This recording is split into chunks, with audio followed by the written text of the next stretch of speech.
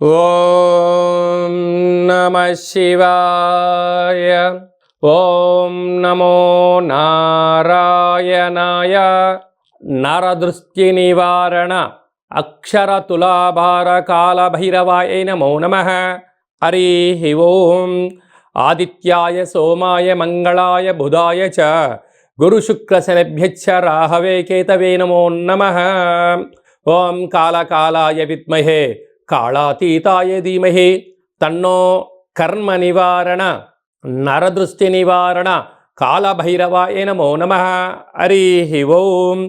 మా ఛానల్కి స్వాగతం. చూస్తున్న వీక్షకులకు ప్రేక్షకులకు ప్రియ కాళభైరవ భగవద్బంధులకి స్వాగతం పలుకుతూ సనాతన ధర్మ సంరక్షకులకి అలాగనే జ్యోతిష అభిమానులకు అందరికీ కూడా ముందస్తుగా తెలుగు ఉగాది పండగ శుభాకాంక్షలు. శ్రీ విశ్వావసునామ సంవత్సరంలో అందరికీ శుభాన్ని, జయాన్ని, లాభాన్ని, ఆయురారోగ్యాలు ప్రసాదించాలని మనసారా కాళభైరవ స్వామి వారిని వేడుకుందాం. ద్వాదశ రాశుల్లో గ్రహ గమనాలు వీక్షింపచేద్దాం.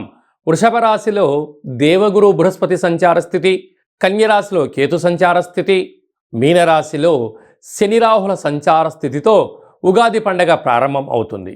అదే కాకుండా ఈ సంవత్సరము మనకు మే నెలలో రాహుకేతులు మారడం, అలాగనే దేవగురు బృహస్పతి మిథున రాశిలోకి సంచారం చేయడం జరుగుతుంది. తెలుగు ఉగాది పండగ శ్రీ విశ్వావసునామ సంవత్సర పంచాంగ శ్రవణ మహోత్సవ కార్యక్రమంలో కుంభరాశి వారికి ఎలా ఉండబోతుందో ఈ వీడియోలో సవివరంగా సంపూర్ణంగా తెలుసుకుందాం. కుంభరాశిలో ఏ నక్షత్రాలు వస్తాయి అనగా ధనిష్ఠా నక్షత్రంలోని 3వ పాదం, 4వ పాదం, శతభిష నక్షత్రంలోని 4 పాదాలు, పూర్వభాద్ర నక్షత్రంలోని 1, 2, 3 పాదంలో కలిపితే కుంభరాశి అవడం జరుగుతుంది. చాలామందికి పుట్టినటువంటి కాల సమయంలో డేటా బర్తులు లేనటువంటి కారణం వలన పేరు యొక్క మొదటి అక్షరాన్ని అనుసరిస్తూ ఆ రాశిని తెలుసుకునే ప్రయత్నం చేద్దాం.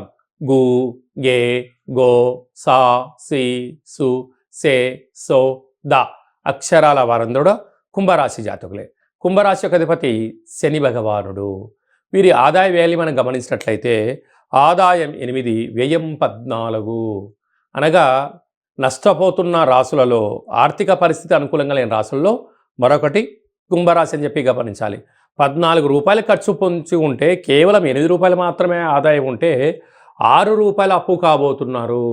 కనుక ఒకవైపు ఏళ్లనాటి శని చివరార్ధ సంచార స్థితిలో ఉన్నప్పుడు అదే కాకుండా ఖర్చులకు కళ్యం వేయగలగాలి, కొంచెం శ్రమించే సమయం పెంచుకోగలగాలి, ఆధ్యాత్మికంగా ఉండాలి అని చెప్పి జ్యోతిర్విజ్ఞానం తెలియచేస్తుంది.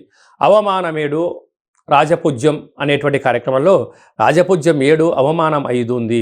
కనుక మీ మాటకు చెల్లుబాటు అయ్యే కాలం ఆసనమైంది.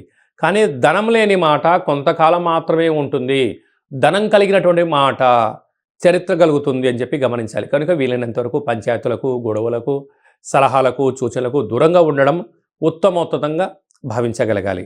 అదే కాకుండా 18 సంవత్సరాల తర్వాత కుంభరాశిలోకి రాహు భగవానుడు, 30 సంవత్సరాల తర్వాత శని భగవానుడు మీనరాశిలోకి, 12 సంవత్సరాల తర్వాత వృషభ రాశిలోకి సంతాన స్థానంలోకి దేవగురు బృహస్పతి, 18 సంవత్సరాల తర్వాత జ్ఞాన మోక్షకారకుడు అష్టమగ్రహకారకుడు కేతు భగవానుడు అష్టమంలోకి ప్రయాణం చేయడం వలన, గ్రహ దోషం అధికంగా ఉండడం వలన, యోగం తక్కువగా ఉండడం వలన ఓర్పు, పట్టుదల, సహనం, సత్ప్రవర్తన, నియమ నిబద్ధత, సూర్య నమస్కారం, దానం అనేటువంటి కార్యక్రమాల్లో మీరు పాల్గొనడం వల్ల మంచి సమయం ఆసనం అవుతుంది. లేకపోతే ధనం పోవడం, పోలీస్ స్టేషన్లు, కోర్టు మెట్లు, ఈతి బాధలు, దీర్ఘకాలికమైన వ్యాధులు, మెంటల్ టెన్షన్తో అధికమైనటువంటి శత్రువులను మూట కట్టుకునే పని అధికంగా ఉంటుంది.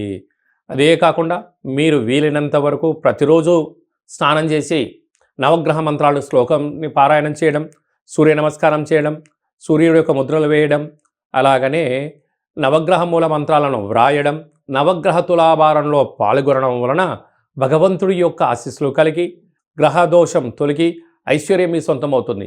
ఇన్ని వేల వీడియోలలో ఈ వీడియో మీరు చూస్తున్నారు అన్నట్లయితే నవగ్రహాల అక్షర తులాభార సేవ చేసే సమయం ఆసనమైంది, ఆ పూజలో పాల్గొనేటువంటి సమయం ఆసనమైందని చెప్పి గుర్తు పెట్టుకోగలగాలి.